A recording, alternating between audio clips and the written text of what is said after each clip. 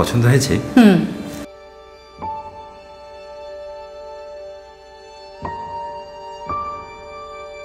আচ্ছা তুমি গাড়িতে গিয়ে বসো, আমি বিলটা পে করে আসছি। আচ্ছা।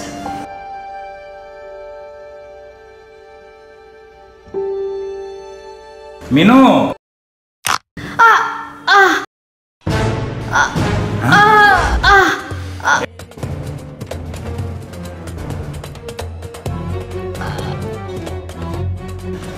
মিনু মিনু মিনু কি হয়েছে তোমার? উঠো, তোমাকে ডাক্তারের কাছে নিয়ে যাই। দেখি দেখি একটু সাইড দিন তো।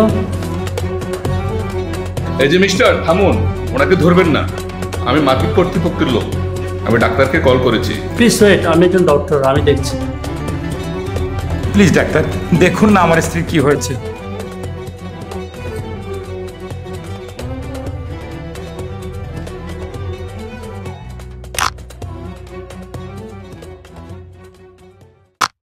মিনু, কি হয়েছিল তোমার?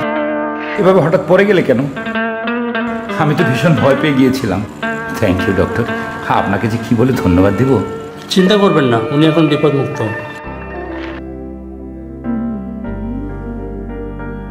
আপনি তো জাদু জানেন স্যার, এক মুহূর্তের মধ্যে ওনাকে কিভাবে ঠিক করে দিলেন? আপনি কে? হ্যাঁ, আমি ওনাকে চিনতে পেরেছি। উনি হচ্ছেন এশিয়ার বিখ্যাত physiotherapist doctor M A Hasnat. আমি যতদূর বুঝলাম, হঠাৎ করে পিছন থেকে ফিরতে গিয়ে ওনার ঘাড় লক হয়েছে। ঘাড় লক হয়ে যাওয়া বলতে সাধারণত ঘাড়ের মাংসপেশি শক্ত হয়ে যাওয়া বা নড়াচড়া করার অসুবিধা হওয়াকে বোঝায়। এই অবস্থায় ঘাড় ব্যথা করে এবং ঘাড় একদিকে বা সামনে পিছে নড়াচড়া করতে কষ্ট হয়। এতে বিভিন্ন কারণে হতে পারে, যেমন মাংসপেশি টান, খারাপ ভঙ্গি, আঘাত বা অন্যান্য স্বাস্থ্য সমস্যা। ঘাড় লক হওয়ার প্রধান কারণ হচ্ছে মাংসপেশির টান বা স্প্রেড, অতিরিক্ত ব্যবহার, ভুল ভঙ্গি বা আকস্মিক নড়াচড়ার কারণে মাংসপেশিতে টান পড়তে পারে।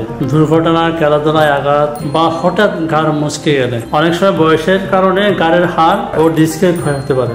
অতিরিক্ত স্ট্রেচ বা টেনশন করলে মানসিক চাপের কারণে ঘাড় ও কাঁধের মাংসপেশি শক্ত হয়ে যেতে পারে। তাই আপনার যদি ঘাড়ের ব্যথা বা শক্ত ভাব দেখা যায়, ঘাড় নড়াচড়া করতে অসুবিধা হয়, কাঁধ বা মাথায় আকস্মিকভাবে ব্যথা অনুভূত হয়, হাত অবশ বা ঝিনঝিন করে, তাহলে অবশ্যই খুব দ্রুত একজন অভিজ্ঞ ফিজিওথেরাপিস্টের শরণাপন্ন হবেন।